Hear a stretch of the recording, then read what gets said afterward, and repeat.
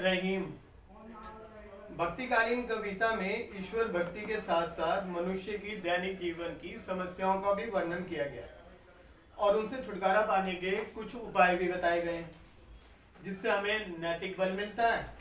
और इससे साहित्य आलोचक भक्तिकालीन कविता को धर्म और नीति की कविता कहते हैं।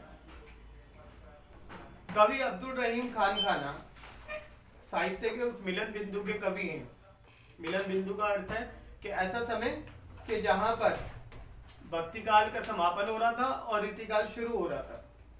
उन्होंने भक्ति, नीति और श्रृंगार का बहुत ही अच्छा निरूपण किया है, अर्थात उसके बारे में बताया है। उनकी प्रसिद्धि नीतिपरक दोहों के लिए है। उन्हें लोक व्यवहार का अच्छा ज्ञान था और उनके द्वारा लिखे गए दोहों को लोग मुहावरे, लोकोक्तियों के रूप में भी प्रयोग करते हैं। यहाँ पर जो दोहे हैं क्लास 12 NIOS के हिंदी सब्जेक्ट में, हिंदी विषय में, यहाँ पर 5वां अध्याय रहीम का, जिसमें रहीम कहते हैं कि जो रहीम ओछो बढ़े तो अति ही इतराए, प्यादे सो फर्जी भयो टेढ़ो टेढ़ो जाए। ओछे यानी कि छिछोरे या गलत तरीके से। अति का मतलब होता है बहुत अधिक। प्यादा शतरंज के खेल का एक मोहरा है जिसकी चाल सीधी सीधी होती है। फर्जी शतरंज के खेल में वजीर को बोला जाता है। ये दोहा भक्तिकालीन और रीतिकालीन के संधि कवि अब्दुल रहीम खान खाना द्वारा लिखा गया है। इसमें कवि बताते हैं कि जो व्यक्ति किसी कारणवश अपने गुण और सामर्थ्य से ज्यादा प्राप्त कर लेता है तो वह अहंकारी हो जाता है और अहंकारी होने के बाद वो अपने मूल स्वभाव को त्याग देता है। ऐसे व्यक्ति के बारे में कवि क्या कहते हैं वो इस दोहे की व्याख्या में हमें पता चलेगा। जो रहीम ओछो बढ़े तो अति इतराए, अर्थात अगर कोई साधारण व्यक्ति किसी कारण ऊंचे पद पर आसीन हो जाता है वह उतना ही इतराने लगता है। प्यादे सो फर्जी भयो टेढ़ो टेढ़ो जाए, अर्थात जैसे शतरंज के खेल में प्यादा फर्जी के खाने में आकर वजीर के खाने में आके वजीर जैसी चाल चलने लगता है, ठीक उसी प्रकार से जब किसी व्यक्ति को उसके गुण, शक्ति और सामर्थ्य से बढ़कर कोई पद या कोई स्थिति उसके जीवन में उसे हासिल हो जाती है तो वो अपने मूल व्यवहार को त्याग देता है और घमंडी हो जाता है और वह अपने साथियों से और बाकी लोगों से भी सीधे मुंह से बात नहीं करता। अगला दोहा है, जो रहीम गति दीप की कुल कपूत गति सोए, बारे उजियारी लगे बड़े अंधेरों होए। बारे का मतलब होता है जलाना। इसे कपूत के बारे में बाल्यकाल भी लिखा जाता है कि बचपन। इसी प्रकार से बड़े का मतलब होता है बड़े होने पर। बड़े होने का मतलब होता है कि बड़ा हो गया। कपूत, कपूत किसे बोलते हैं? कपूत वो होता है जो कि अपने माता पिता के कहने में नहीं होता और जो समाज के साथ गलत व्यवहार करता और अपने माता पिता का नाम खराब करता है, अपने कुल का नाम खराब करता है। ऐसे व्यक्ति को कपूत की संज्ञा दी गई है। और यहाँ पर बड़े का मतलब दीपक के बुझने पे भी कहा जाता है।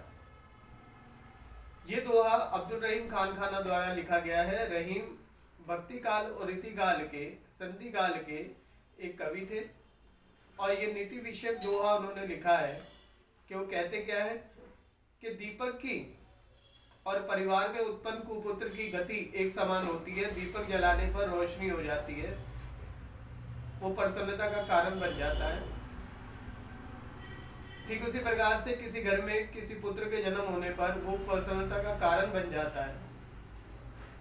जब दीपक बढ़ जाता है अर्थात बुझ जाता है तो वह अंधेरा छा जाता है। इसी प्रकार से अगर वो पुत्र निकम्मा हो और दूसरे को परेशान करें अपने गलत कर्मों से, समाज में अपने माता पिता का, अपने कुल का नाम खराब करे तो वो दुख की वजह बन जाता है। नालायक पुत्र यानी कुपुत्र भी अपनी चेष्टाओं और शरारतों के कारण बचपन में बहुत अच्छा लगता है, परंतु जैसे जैसे वो बड़ा होता है तो उसकी हरकतें परेशान करने वाली होती हैं। बचपन में बच्चे के गलत काम से माता पिता को आनंद प्राप्त होता है,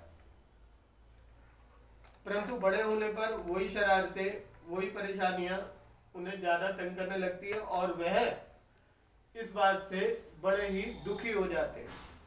ठीक उसी प्रकार से जैसे दीपक के जलने पर दीपक के रोशनी फैलती है तो उजाला होता है, और दीपक के बढ़ जाने पर अर्थात बुझ जाने पर अंधेरा हो जाता है।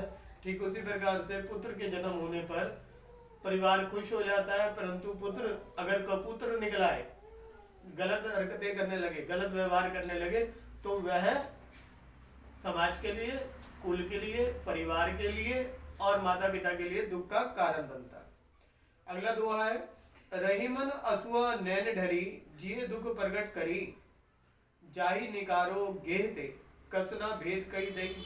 असुआ माने आंसू, नैन का मतलब आंखें या नेत्र, ढरी का मतलब ढुलक कर जैसे आंसू की बूंद आंख से ढुलक कर नीचे जाती है, ढुलक कर यहाँ पर उस बूंद के बारे में बताया है। जिये का मतलब हृदय या दिल, और गेह का मतलब घर या ग्रह, और कस का मतलब क्यों। ये दोहा भी भक्तिकालीन और रीतिकालीन संधि काल के कवि अब्दुल रहीम खानखाना द्वारा लिखा गया है। इसमें कवि ने घर की बात घर के भीतर ही रहने का संकेत दिया है, और इस बात को उदाहरण से समझाते हुए क्या कहते हैं कि जब आंखों से आंसू निकल पड़ते हैं तब व्यक्ति के हृदय में स्थित दुख का पता चलता है, और जब किसी को घर से बाहर निकाला जाए तो वह उस घर के रहस्य बता ही देगा। ऐसा प्रसंग आपने रामायण में देखा होगा, जब विभीषण रावण को नीतिपरक ज्ञान प्रदान कर रहा होता है, नीतिपरक बात बता रहा होता है, वो कह रहा होता है कि महाराज, बड़े भाई, आप जो है सीता से प्रीति ना पाले, क्योंकि ये एक आपके कुल के सरोवर में ऐसी कमल के समान है जो कि आपके कुल को नष्ट कर देगी, आपके कुल को खत्म कर देगी। इसलिए श्री राम जो पुरुषोत्तम है, आप उनकी शरण में जाएं, उनसे अपनी भूल याचना करें और उनकी पत्नी को सादर उनको सौंप दें, जिससे आपका और आपके कुल का नाम होगा और आप भी यहाँ पर अचल राज कर पाओगे। परंतु ये बात जब रावण को पसंद नहीं आती और उसे वो अपना दुश्मन कहकर, कुल घाती कह के लात मारकर अपनी सभा से निकाल देता है। तो विभीषण जो है श्री राम के पास जाते हैं, श्री राम के पास जाकर वो विनय करते हैं कि भाई, मैं तो राक्षस कुल का हूँ, परंतु मैं आपका भक्त हूँ और आप मुझे अपनी शरण में लें। तो श्री राम उन्हें अपने शरण में ले लेते हैं और उन्हें लंका का राजा बना देते हैं। जब राम और रावण का युद्ध हो रहा होता है, भयंकर युद्ध हो रहा होता है, रावण किसी प्रकार से जीता नहीं जाता, राम भी परेशान हो जाते हैं कि आखिर इसकी मृत्यु का राज क्या है, किस कारण से इसकी मृत्यु होगी। तो वहां पर विभीषण उन्हें बताते हैं कि इसकी नाभि में जो अमृत कुंड है वो ही इसकी शक्ति है। अगर अग्निबाण आप चला के इसका अमृत कुंड ही सुखा दे तो शीघ्र ही मृत्यु को प्राप्त होगा। तो जैसे ये बात, ये भेद श्री राम को पता चलती है और श्री राम अग्निबाण चलाकर रावण का खात्मा कर देते हैं, रावण को मृत्यु लोक पहुंचा देते हैं। तो कहने का अर्थ यही है कि रहीम कहते हैं कि जब आंखों से आंसू निकलते हैं तो व्यक्ति के मन की व्यथा, व्यक्ति के मन का दुख प्रकट होता है कि उस व्यक्ति के मन में कितना दुख है, कितना दर्द है। ठीक उसी प्रकार से अगर किसी को अपने घर से निकाल दिया जाता है, जैसे रामायण में विभीषण को निकाला गया, तो उसने लंका के सारे भेद बता दिए। ऐसे ही इस पर एक कहावत भी बनी कि घर का वेदी लंका ढाए।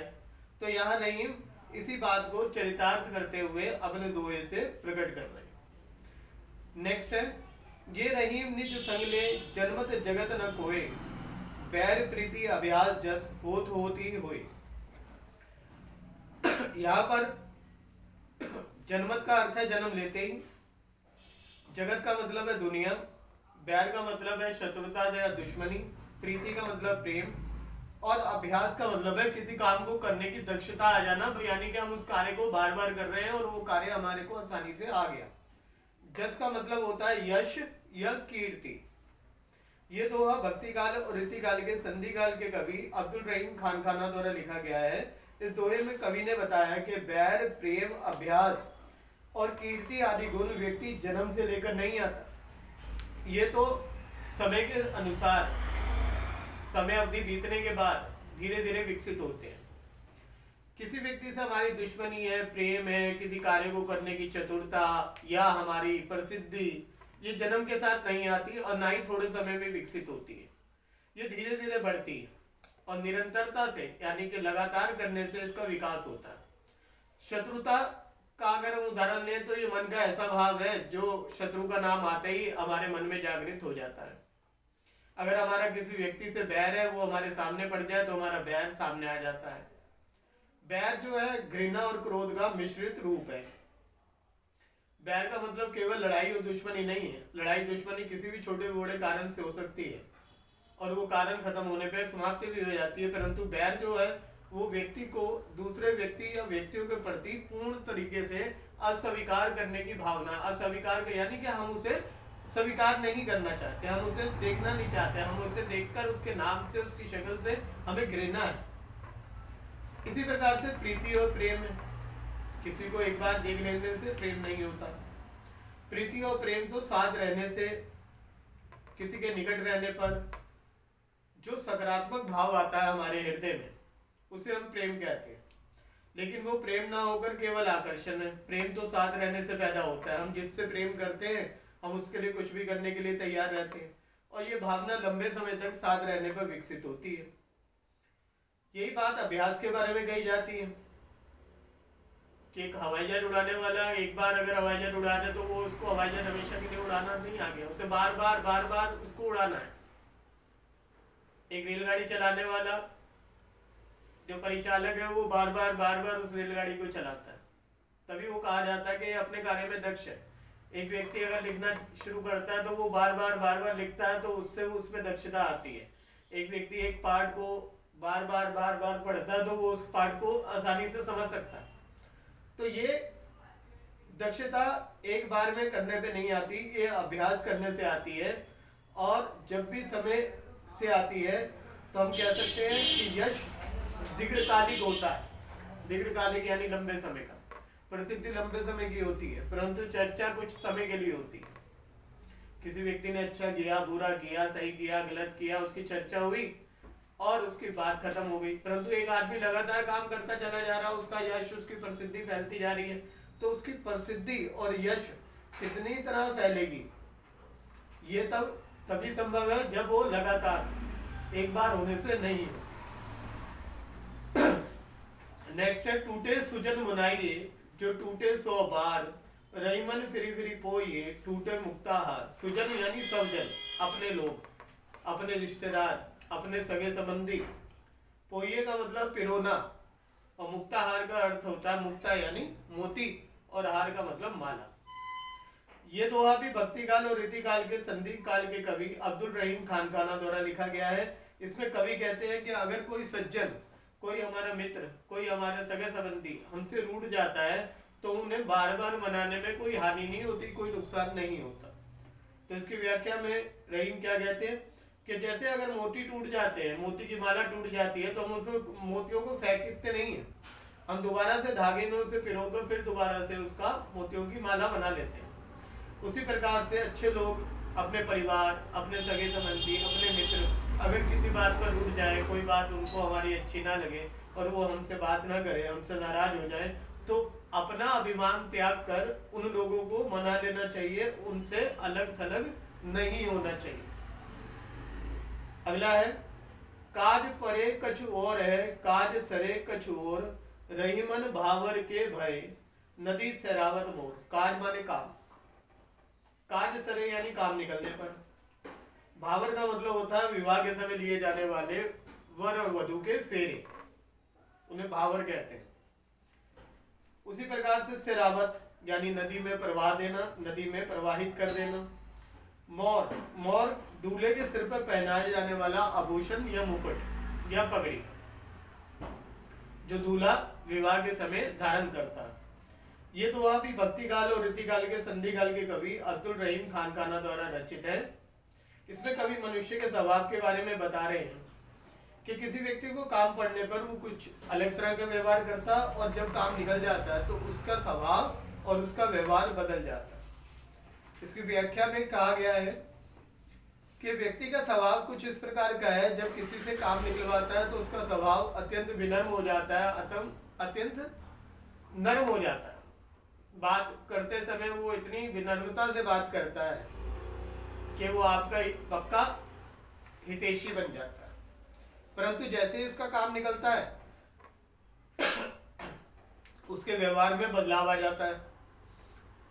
ठीक उसी प्रकार से विवाह के समय जब तक फेरे नहीं होते तब तक दूल्हा अपने मुकुट पर, अपने सिर पर अपना मुकुट धारण करे रखता है, और जैसे ही फेरे होते हैं, जैसे ही विवाह होता है, तब वो सरोवर या तालाब में उस मोर को, उस मुकुट को, उस कलगी को प्रवाहित कर दिया जाता है, क्योंकि अब उसका कोई प्रयोग नहीं रहा है, अब उसका कोई उपयोग नहीं रहा है, अब ये काम का नहीं है। ठीक वैसे ही जब किसी व्यक्ति से किसी का कोई काम निकल जाता है तो वो उस व्यक्ति को भूल जाते हैं और उस व्यक्ति से व्यवहार अपना बदल देते हैं। ये बात रहीम इस दोहे में स्पष्ट कर रहे हैं।